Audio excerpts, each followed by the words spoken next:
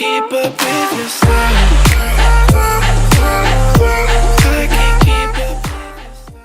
16-year-old boy goes into cardiac arrest and dies after staff at residential facility restrain him, lawsuit says.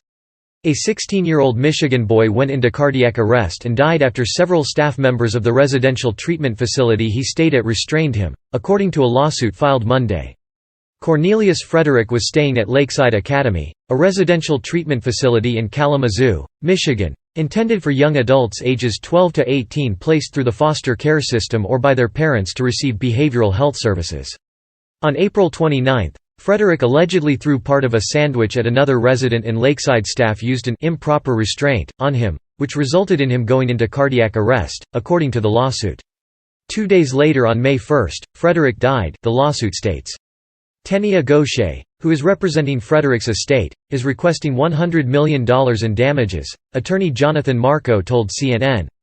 After Frederick's death, Michigan Department of Health and Human Services, MDHHS, launched an investigation into the facility. In the full report provided to CNN, officials said that staff initiated restraint that was significantly disproportionate to Frederick's behavior, and the facility did not follow its own restraint policy. MDHHS has since terminated all contracts with Lakeside and has begun the legal process to revoke its license, according to a press release from the agency. At the time of the investigation, MDHHS found 10 licensing violations, including a failure to follow rules related to resident restraint and discipline, the press release said. In a statement to CNN, Sequel Youth and Family Services, the owner of Lakeside Academy, said it is making the necessary changes to ensure something like this never happens again. We are deeply saddened by the tragic loss of Cornelius and acted quickly to terminate all staff involved. Additionally, we have removed the former executive director of Lakeside from the organization, the statement reads. We have been in regular contact with law enforcement and state officials to help ensure justice is served and have accelerated the work that was already underway across our organization to move to a restraint-free model of care, the statement continues. We take our obligation to meet the significant behavioral health needs of all our students incredibly seriously and remain focused on our mission of providing the absolute best care and treatment possible for our clients. The lawsuit also claims that Frederick was diagnosed with COVID-19 while in the hospital. The facility said they didn't know Frederick's COVID-19 status before he went to the hospital, and the lawsuit alleges the facility made no efforts to. MDHHS confirmed dozens of residents and some staff members tested positive for COVID-19 at the facility after Frederick's death. The Kalamazoo County Office of the Prosecuting Attorney confirmed it is reviewing the incident and will decide on the appropriate charges. It's sad it took the death of this young boy in order to bring this about, Marco said. It shouldn't have come this far. Cornelius shouldn't have had to die for people to wake up.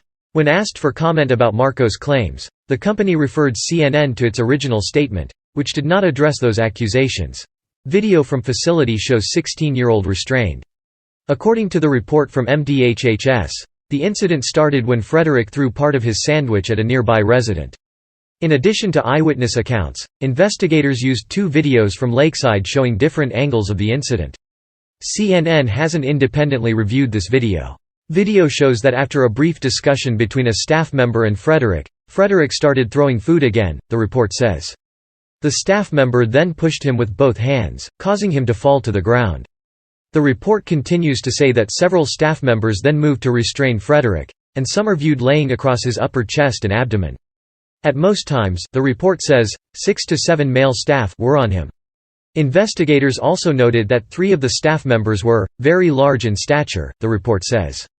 Frederick was restrained for approximately 12 minutes, according to the report. About 10 minutes in, the director of nursing came in and observed the restraints, the report continues, and about 12 minutes after the staff members released Frederick, the nurse called 911. Frederick was then transferred to Bronson Methodist Hospital where he later died, the report says. Sequel Youth and Family Services told CNN that restraint is meant to be used as an emergency safety intervention in 2 situations. 1, when a student exhibits imminent danger to self, and 2, when a student exhibits imminent danger to others. When it is used, Sequel Youth and Family Services said, it is intended as a minimal level of intervention, it is not meant to be used as a means of coercion, discipline, convenience or retaliation by staff. Investigation into Lakeside facility. After Frederick's death, All 125 residents at the facility were removed and placed in other appropriate settings, according to a press release from MDHHS. The agency announced a ban on the use of physical restraints in all its licensed and contracted child caring facilities, and will provide technical assistance to all licensed providers on alternative methods to restraint before the policy takes effect. It also asked 3 national organizations with expertise in child welfare to do an independent assessment of the department's licensing and contract oversight functions.